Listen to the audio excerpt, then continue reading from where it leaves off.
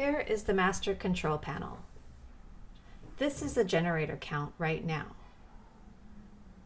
You press the start and stop button to turn the generator on or off. You can also turn on the inverter for electricity when not hooked up. Multiple times a day, check the battery, fresh water tank,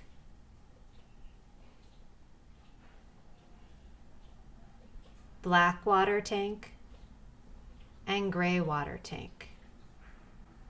When you are connected to full hookups, you want to make sure to empty out your gray and black tanks when you reach 2/3. Do not dump the tanks when they are less than half full, as you'll need gravity to empty the tanks. Here are your slides. This is the kitchen slide. You extend to push out the slide and retract to bring it back in. Same with the bedroom. Extend and retract. There's also another bedroom slide button in the bedroom. You can extend and retract the slide from there as well. Here's your water pump.